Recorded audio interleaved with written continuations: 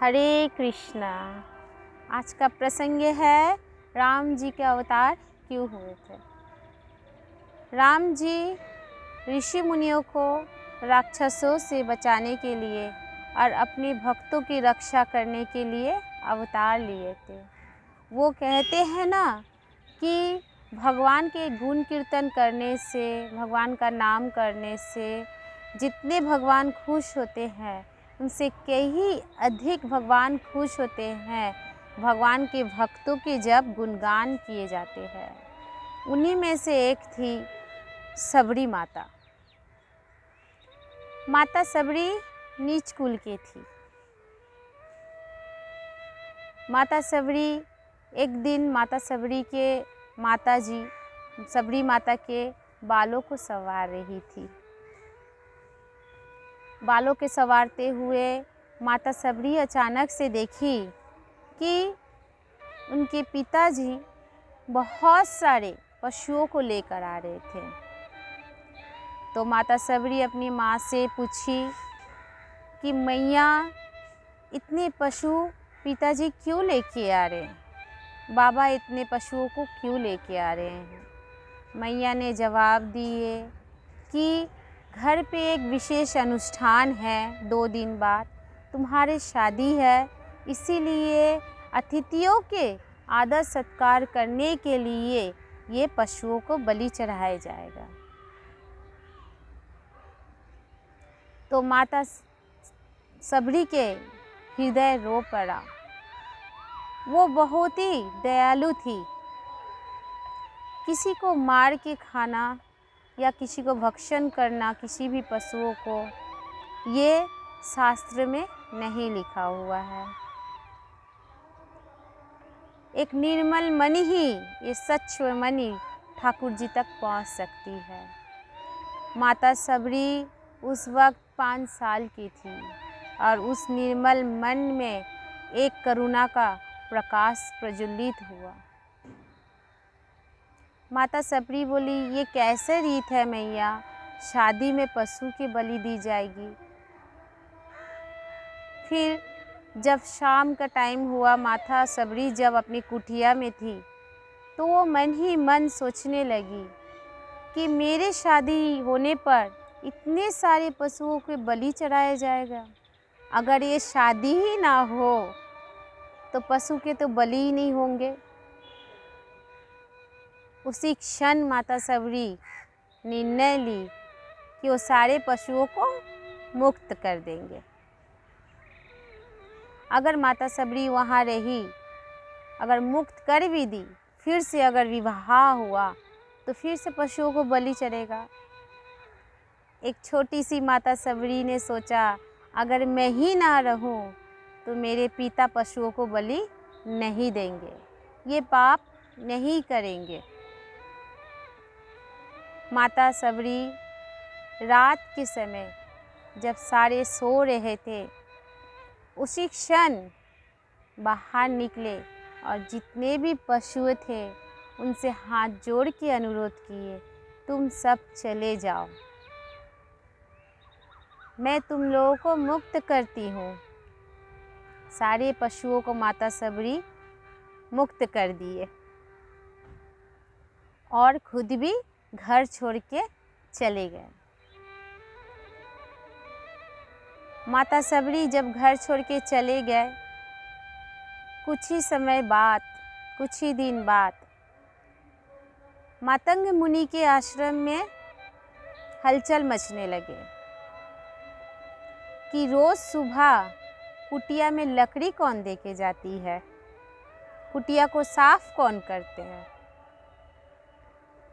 लेकिन किसी को कुछ पता नहीं था। कई दिन माता सबरी पेड़ के ऊपर में अपनी जीवन व्यतीत किए हैं ताकि उन्हें कोई देख ना ले, उन्हें कोई पहचान ना ले, उन्हें कोई पकड़ के ले ना जाए उनके पिता के पास। फिर से उनके पिता विवाह देंगे और पशुओं को बलि देंगे। माता सबरी के निर्मल हृदय ऐसे थे। माता सबरी ने रोज कुटिया में लकड़ी देती थी, कुटिया साफ करती थी। एक दिन मातंग मुनि ने अपने शिष्यों को कहा कि आज तुम सब जाग के रहना, आज तुम देखना कि वो कौन से ऐसे भक्त हैं जो रोज़ आकर ये लकड़ियाँ दे जाते हैं और ये कुटिया साफ कर देते हैं। सुबह जब हुआ, प्रातःकाल, जब शिष्य ने देखा एक छोटी सी बालिका कुटिया साफ कर रही है और लकड़ियों को लेके कुटिया में रख रही है, तभी मातंग मुनि ने उस बालिका को पकड़ लिए। वो बालिका और कोई भी नहीं, माता सबरी थी। तब मातंग मुनि बोली, हे पुत्री, तुम इस कुटिया में क्या कर रही हो और रोज़ मेरे ये आश्रम को क्यों साफ करती हो, रोज़ लकड़ियाँ लेके आती हो। तो माता सबरी कहे, हे मुनिवर, आप मेरे पिता तुल्य हैं, आपने मुझे पुत्री कहा है। फिर माता सबरी ने अपनी पूरा जितना भी घटना था उनके व्याख्या किए। मातंग मुनि सुनकर बहुत ही खुश हुए, उनके निर्मल मन को देखकर खुश हुए। बोले, हे पुत्री, अब से तुम मेरे ही आश्रम में रहोगे। माता सबरी जैसे निर्मल मन के थे वैसे चतुर भी थी। माता सबरी मुनिवर से कह पड़े, हे मुनिवर, इस आश्रम में अगर कोई स्त्री रहेगी तो इस आश्रम के बदनामी होगी।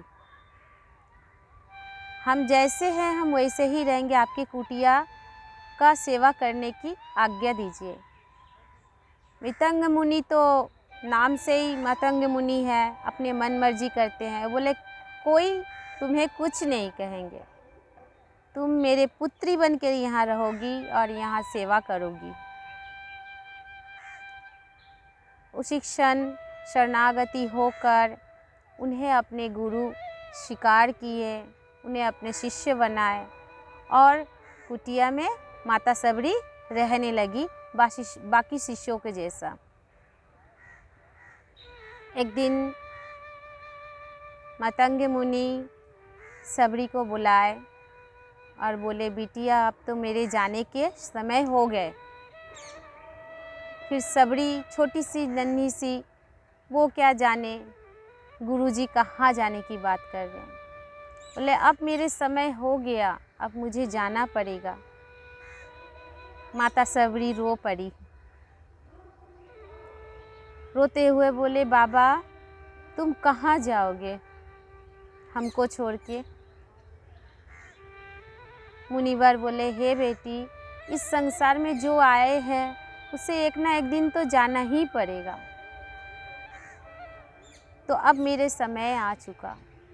फिर माता सबरी बोली, बाबा, हम किसके सहारे रहेंगे? आपने मुझे पुत्री कहा है, मैं आपकी बेटी हूँ, आप ही तो मुझे सहारा दिए हैं। तो मुनिवर बोले, एक राम नामी है जो तुम्हारे सहारा है, उनके चिंतन करते रहो, उनके वर्णन करते रहो, राम ही तुम्हें मुक्ति दिलाएंगे, राम का दर्शन तुम पाओगी। ये कह के मुनिवर चले गए। माता सबरी विलाप की। छोटी सी माता सबरी को मुनिवर के जाने के बाद आश्रम से बाहर निकाल दिया गया। कुछ ही दिन रहने के बाद माता सबरी अपनी एक अलग कुटिया बनाई और गुरुजी के आदेश अनुसार छोटी सी नन्ही सी माता सबरी रोज कुटिया सजाती थी, रोज दीपक जलाती थी और रोज मीठे मीठे बैरों के चख कर लाती थी कि अब प्रभु श्री राम आएंगे, अब माता की कुटिया में राम आएंगे। ऐसे करते करते कितने साल बीत गए, हजारों साल बीत गए। इसी प्रकार एक दिन माता जब उम्र हो गई, माता का आँखी का जो भौरा है वो झूल पड़े। जब वयस्क हो गए, 100 साल हो गए, माता सबरी कुटिया को बटोर रही थी, झाड़ू लगा रही थी कि राम जी आएंगे। तत्क्षणात कुछ ऋषि मुनि वहाँ से गुजर रहे थे।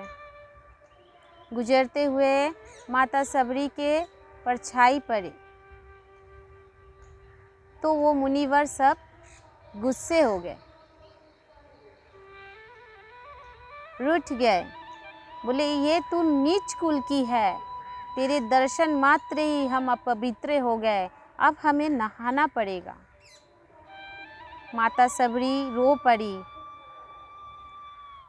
जे हे प्रभु राम हमें क्षमा करना, मेरे वजह से मुनिवर अशुद्ध हो गए। मुनिवर तत्क्षणात बोला तू यहाँ से चली जा, तू नीच जात की है। लेकिन माता सबरी विलाप करने लगी कि मैं कहाँ जाऊँ, मेरे प्रभु राम आएंगे, हमें अभी कुटिया सजाना है, दीप जलाना है। तो उनके बहुत अपमान किए कि तेरे जैसे नीच के घर में राम कभी नहीं आएंगे, अभी तुम्हारे वजह से हम अपवित्र हुए, हमें अब स्नान के लिए जाना पड़ेगा, तभी जाके हम शुद्ध होंगे। मुनिवर सब अपने कुटिया की ओर अब चल पड़े।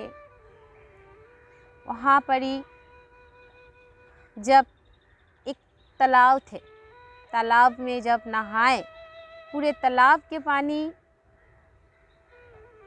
पिल्लू पकड़ लिए, वहाँ पर कीड़े मकोड़े सब पकड़ लिए। तो मुनिवर आपस में बात करने लगे, देखो वो इतनी नीच है, इतनी अछूत है, उसके दर्शन मात्र से जो हम अपवित्र हुए हैं, ये पानी भी अपवित्र हो गया है, अब उसे यहाँ से हमें निकालना ही पड़ेगा। तत्क्षणात वहाँ पर ही एक ऋषि वेश धारण में प्रवेश हुए। उन्होंने कहा माता सबरी के घर किधर है, उनकी कुटिया किधर है। ऋषिवर बोले तुम कौन हो? बोले मैं राम हूँ। बोले इतनी नीच कुल के जो है उसे राम खोजने निकला है? नहीं, ये झूठ है, तुम राम नहीं हो। बोले मैं ही राम हूँ। बोले हम युगों युगों से तपस्या कर रहे हैं कि राम के दर्शन पाएंगे, और वो नीच को दर्शन देने के लिए आप बोल रहे आप राम हो, आप दर्शन देंगे। अगर आप राम हो तो आप प्रमाण करो कि आप राम हो। तो राम जी बोले कि क्या प्रमाण देना पड़ेगा? बोला आप ये पानी को स्पर्श करें, अगर आप राम हो तो ये पानी स्पर्श करें और बताए कि अगर आपके स्पर्श से ये पानी शुद्ध हो जाते हैं, फिर से नवीन हो जाते हैं, तो मानेंगे आप राम हैं। राम जी अपने भक्तों के परीक्षा, ठाकुर जी क्षण क्षण में अपने भक्तों के परीक्षा लेते हैं। उनकी लीला अपरंपार है। उन्होंने पानी को स्पर्श किया लेकिन पानी शुद्ध नहीं हुए। बोले तुम राम हो ही नहीं। बोले ये पानी एकमात्र वही शुद्ध कर सकते हैं जो मेरे भक्त है। जाओ उस कन्या को बुला के ले आओ, उस माता के बुला के लेके आओ जिनके वजह से आप कहते हैं कि पानी अशुद्ध हो गया। एकमात्र उन्हीं के स्पर्श से ही ये शुद्ध होंगे।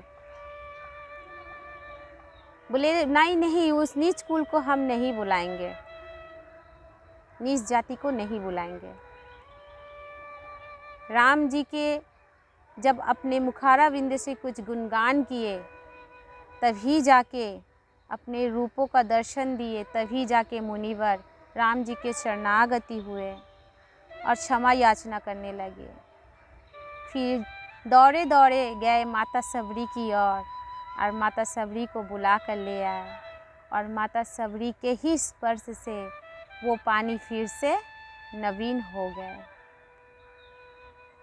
इसी प्रकार भगवान अपने भक्तों की रक्षा करने के लिए ही अवतरित हुए हैं। उनकी मान सम्मान की रक्षा करने के लिए ही अवतरित हुए हैं। हम में से किसी कई को बहुत सारे प्रश्न रहते हैं, हम भगवान देख नहीं पाते, हम भगवान नहीं है, भगवान नहीं है। लेकिन हम कैसे देखेंगे? हमारे मन ही तो निर्मल नहीं है, हमारे मन ही तो पवित्र नहीं है। हम सभी को अपने मन को पवित्र करना पड़ेगा, अपनी आहार का शुद्धि करना पड़ेगा, तभी हमारे विचार का शुद्धि होगा।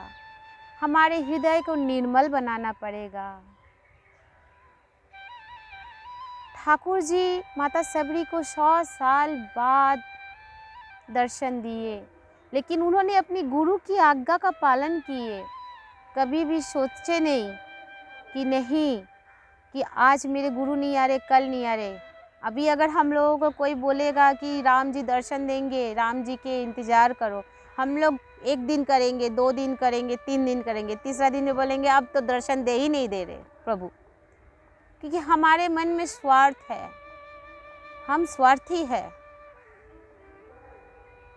हमारे मन में कामना वासना लालचा है। हमें माता सबरी के जैसा निर्मल मन होना पड़ेगा, प्रभु के भक्ति में भावुक होना पड़ेगा।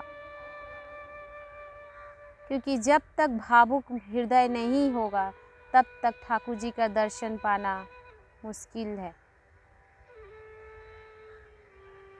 इसीलिए माता सबरी के पद चिन्ह का अनुसरण करते हुए हमें भगवान श्री राम जी को पूजना पड़ेगा, उनका चिंतन करने पड़ेगा।